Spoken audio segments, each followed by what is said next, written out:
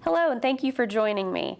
I'm 9th District Councilmember Whitney Elliott Baxter, and thank you for joining my council comment. Today I'm joined by Officer Bige Towery of the Lexington Police Department. Officer Towery is assigned to the Police Community Services Unit. Hello, Officer Towery, and thank you for joining us today. Thank you very much, and I've certainly enjoyed working with you in the 9th District and also individual neighborhood associations throughout your district. Thank you. Can you please tell our viewers a little bit about the Community Services Unit and what services you provide our residents? We provide a variety of services, and we're really all about building relationships within the community, whether it's working with neighborhood associations, whether it's working with businesses through various staff development programs and training. Also, we spend a great deal of time working with young people throughout the community, and whether it's through our Police Activities League or whether it's through our Explorer program, a lot of different things. We have mentoring, a lot of different programs for children.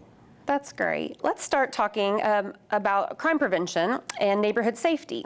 You know, in warmer weather, property crimes like car break-ins seem to increase. Has this been your experience? It has, and I've been on the police department almost 25 years, and property crimes have just been something that's always existed. And again, just as you said, the weather does have something to do with that.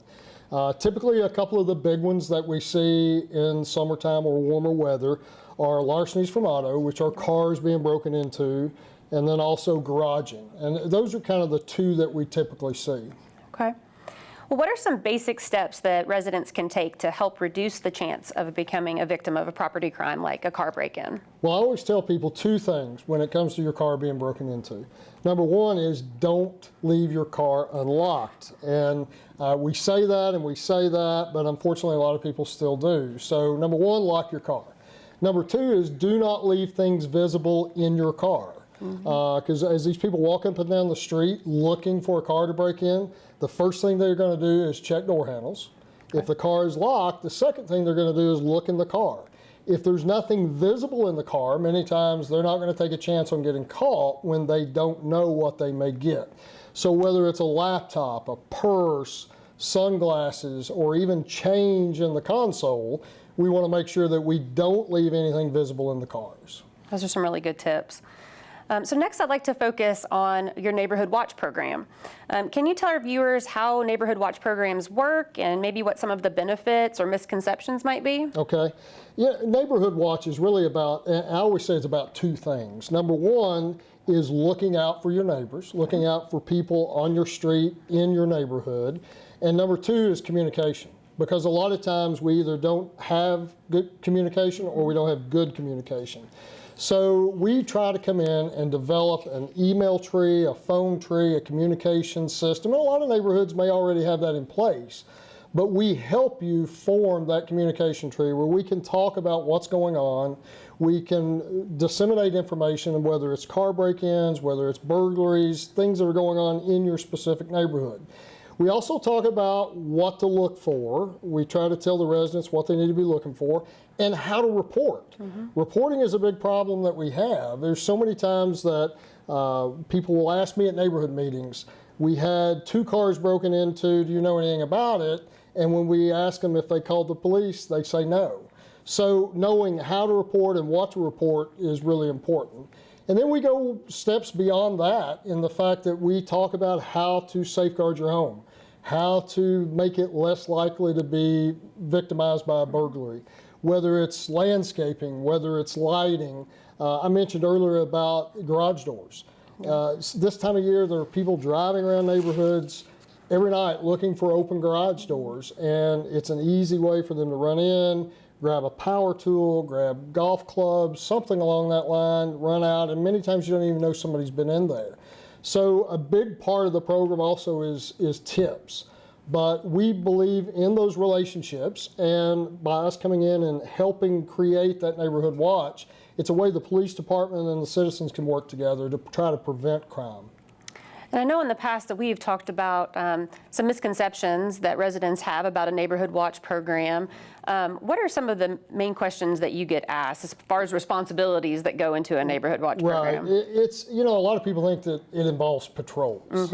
And years ago, we did have programs like that, but that's not the world we live in anymore. So we do not want you to be anything other than eyes and ears, and report that information. So I think that's probably the main area of concern people have, is that they're going to be expected to do something that we really don't want them to do. So really, again, it goes back to just being about communication. Sure. And it's not time intense. It's whether you have the block captains are going to be disseminating some of that information. It's not time intense at all. But what it does truly make a difference in keeping your neighborhood safe. Yeah, I'm sure. So you spoke a little bit about safeguards that residents can take to prevent their homes from being burglarized. But if you are the unfortunate victim of a home burglary, is it important to maintain some type of inventory of your belongings around the house? For years I have talked at neighborhood meetings about the importance of that. And whether it's videoing the inside of your house, which obviously would be beneficial in the event of a fire, not only a burglary if you had that, but many times people don't have identifiers for property. So whether it's a serial number on a television, or whether it's a good description of that antique jewelry or something around your house, that's very important. So we can provide, and we do provide for the Neighborhood Watch program, property identification sheets where people can go through and write those identifiers down. And many times we can solve a burglary off locating that serial number where otherwise somebody might not have had it. And it becomes an insurance document as a police report as opposed to an investigative tool. Well, that's great information. Thank you. So the Lexington Police Department also offers a free Citizens Police Academy, correct? That is correct. Can you tell us a little bit more about that academy? So the Citizens Police Academy, one of the absolute best Citizens Police Academies in the United States. It's a 10-week program where people can come in, they can join. It's one night a week, and they truly get to see the inside of the police department. And they get to see things otherwise they wouldn't have, which involves an understanding of policing and the way we do things here in Lexington as well. Every area of the police department they're going to be exposed to, whether it's our traffic unit, our patrol unit, they'll actually get to do ride-alongs, various specialized units, investigative units. They get to see the inside and understand also how we train our officers too here in Lexington. That's great. I'm actually going to be joining the academy in the spring, so I'm really excited about that opportunity. And it is a great opportunity for our residents to learn more about the important work that our police do. And speaking of important work, we're always looking to encourage people that want to join the police department. So for someone who may have an interest in joining the police department but might not be old enough to apply at this time, could you please tell me a little bit about the Police Explorer Post program? Absolutely. The Police Explorer program was founded in 1999. And it's open to young people ages 14 to 21, both boys and girls, that have an interest in law enforcement. It doesn't necessarily mean they have to go in law enforcement, but it's very similar to the academy. It's ongoing, so theoretically they could join at 14 and stay until they're 21. But they go through the same curriculum that our recruits go through in safe environments, obviously. They wear uniforms, and it's a disciplined, structured setting for those young people. And it's a great opportunity to see the inside of law enforcement because unfortunately it's a career that many times people do not get exposed to until it's too late. Sure. So for those interested in actually joining the police department, where could potential recruits go to find out more information? So potential recruits can go to joinlexpolice.com and they can obtain information there. And then as far as the Explorer program, they can, or the Citizens Police Academy, either one, they can obtain information at 859-258-3636. That's great. Thank you so much for all of this terrific information you shared today. And most importantly, thank you for your service to our community. It's really appreciated. We're fortunate to have such dedicated public safety professionals here in Lexington like yourself. And thank you to our viewers for watching this edition of Council Comment.